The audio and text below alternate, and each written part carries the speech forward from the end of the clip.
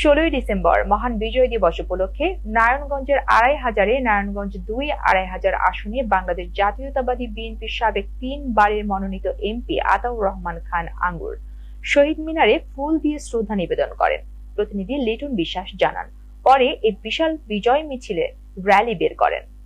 র্যালিটি উপজেলার বিভিন্ন রাস্তা প্রদক্ষিণ করে পুনরায় উপজেলায় এসে শেষ হয়। এ সময় আতাউর রহমান খান আঙ্গুর জানান, বিগত 17টি বছর আমরা কোনো বিজয়ের স্বাদ গ্রহণ করতে পারিনি, তাই আজকে দীর্ঘশ্বাস ফেলে বিজয় দিবসে আমরা শহীদদের প্রতি শ্রদ্ধা নিবেদন করতে পারছি। আমরা ফ্যাসিবাদী সরকার থেকে মুক্ত হয়ে আজ আমরা স্বাধীন হয়েছি, স্বাধীনভাবে চলাফেরা করতে পারছি। আমি সবচেয়ে আনন্দ বোধ করছি আড়াইহাজার থানাবাসী থেকে নিয়ে যে আমি 17 বছর পরে আমাদের বিজয় দিবস উদযাপন করতে পারলাম। এই যে বিজয় দিবস সবচেয়ে আনন্দের আমাদের কাছে এই জন্য যে এই দেশ স্বাধীনতা ঘোষণা করেছিল আমাদের নেতা শহীদ জিয়াউর রহমান, উনি স্বাধীনতা ঘোষণা করেছিল। তার ঘোষণার ভিত্তিতে 9 মাস যুদ্ধ করে এই সারা বাংলাদেশের লোক যুদ্ধ করে আমরা পাকিস্তান থেকে আমাদের দেশ ছিনিয়ে নিয়েছি। নেওয়ার পরে আমরা বিভিন্ন সময় প্রত্যেক বছরে আমরা উদযাপন করতেছিলাম, কিন্তু আওয়ামী লীগ এই আসার পর থেকে এই 16 বছর যাবৎ আমরা কখনো আসতে পারি নাই, এখানে ফুলের তোলা দিতে পারি নাই, বা আমরা মন ভেঙে কথা বলতে পারি নাই, উদযাপন করতে পারি নাই। আজকে আমার মনে হলো যে 16 বছর পরের জন্য আমরা একটা দীর্ঘশ্বাস আমরা ছাড়তে পারলাম, কারণ আমরা একটা অবরুদ্ধের ভিতরে অবস্থিত ছিলাম।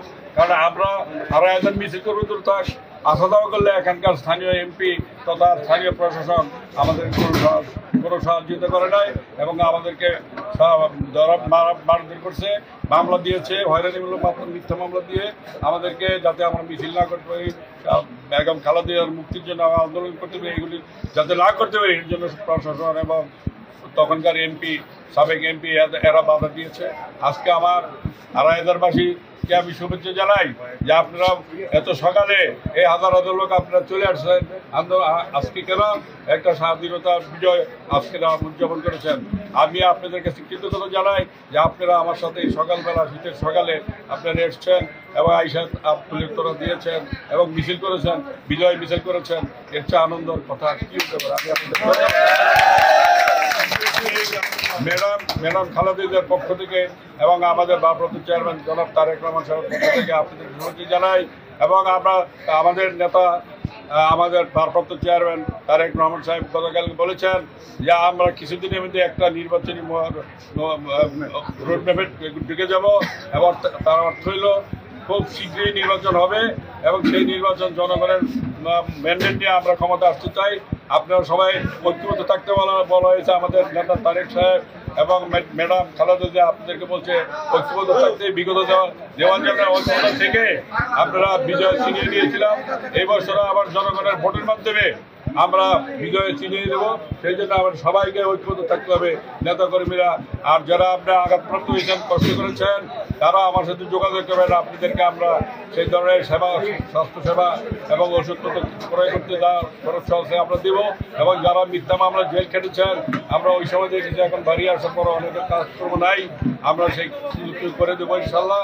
আপনারা আগামীতে আমাদের সুন্দর একটা সরকার হবে, গণতান্ত্রিক সরকার হবে এবং সেটা আমাদের নেত্রী বেগম খালেদার নেতৃত্বে তথা আমাদের নেতা ভারপ্রাপ্ত নেতা তারেক সাহেবের যে নেতৃত্বে, তারেক রহমান সাহেবের নেতৃত্বে আমরা সরকার গঠন করলে আপনাদের যে সকল পানা আছে, আপনাদের যে দুঃখ বা আছে, কষ্ট আছে, সেইগুলো দূর করার আমরা চেষ্টা করব।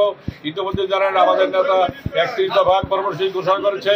তারা এই 31 দফা আপনাদেরকে আমি কিছুদিনের ভিতরে বিলিয়ে দিব এবং 31 দফা পরে আপনারা দেখবেন সব কিছু আমাদের জনগণের স্বার্থে করা হয়েছে।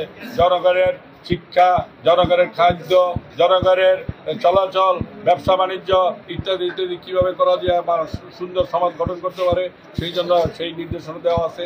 সেই মোতাবেক আমরা কাজ করব। আপনারা আপনাদের সবার সহযোগিতা চাই। আপনারা আবারও আপনাদেরকে আমি আমার দলের নেতৃত্ব তথা আমার নেতা ম্যাডাম খালেদা জিয়া এবং জনাব তারেক রহমান সাহেবের পক্ষ থেকে এবং আমার নিজের পক্ষ থেকে আপনাদেরকে আবারও শুভেচ্ছা জানিয়ে আমি আমার বিজয় শুভেচ্ছা জানিয়ে বক্তব্য